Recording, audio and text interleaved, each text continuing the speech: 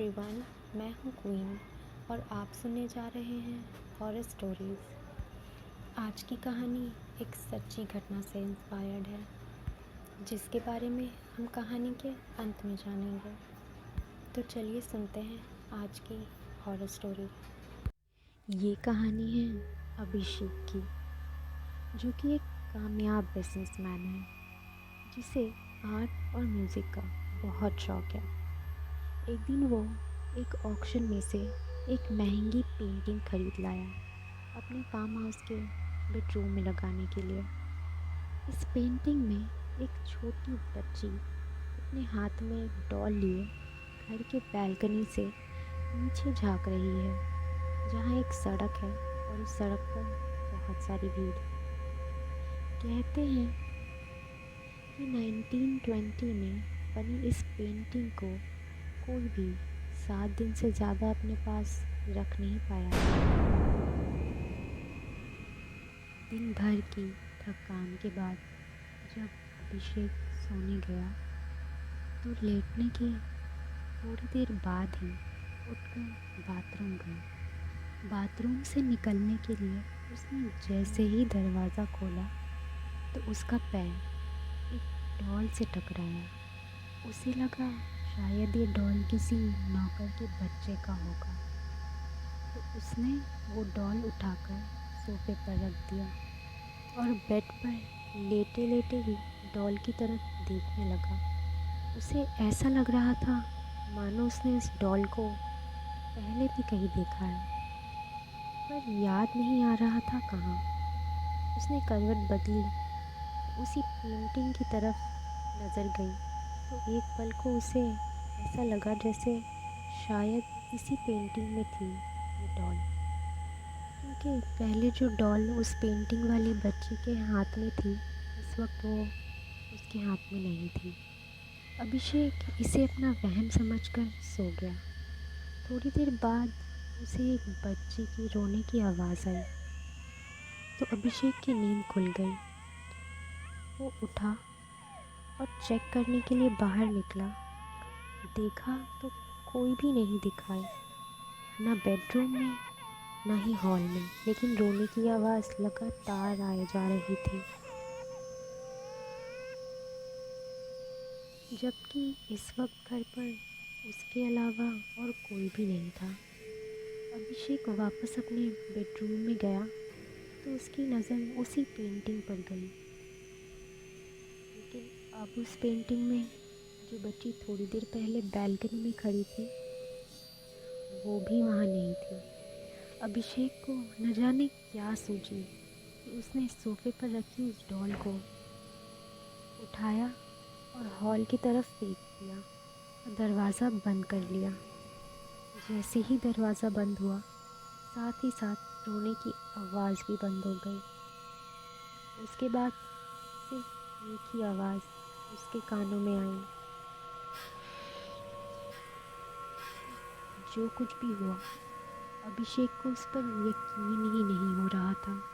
वो पेंटिंग की तरफ रात भर देखता ही रहा और कब उसकी आंख लग गई उसे पता ही नहीं चला।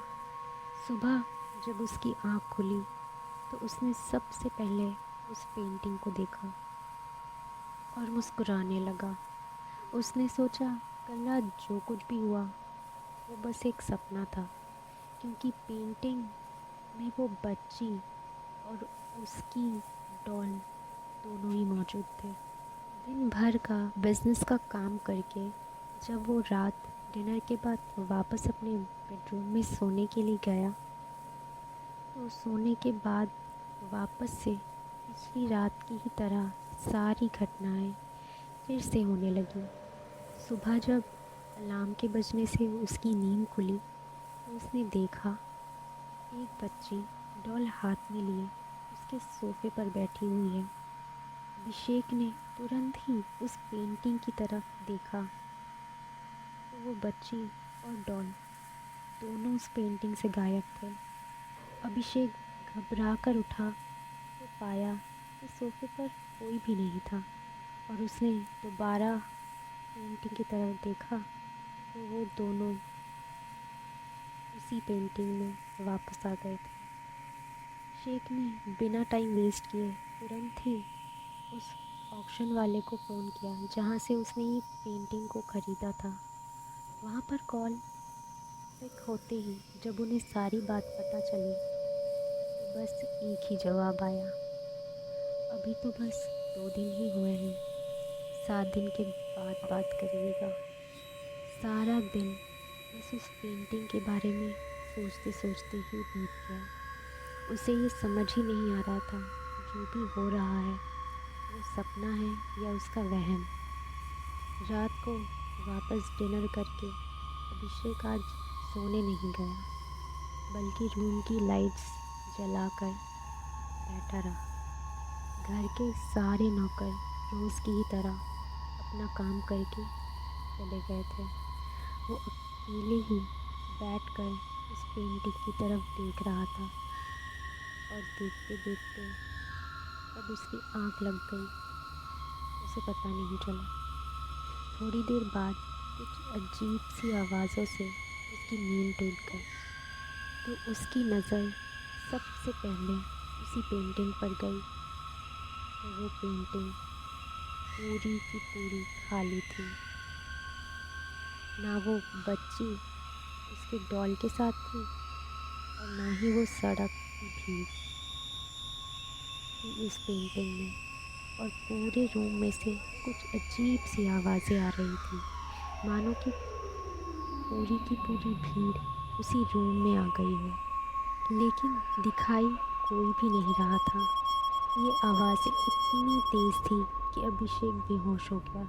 नौकरों को अभिषेक अपने ही बेडरूम में सुबह बेहोश पड़ा मिला।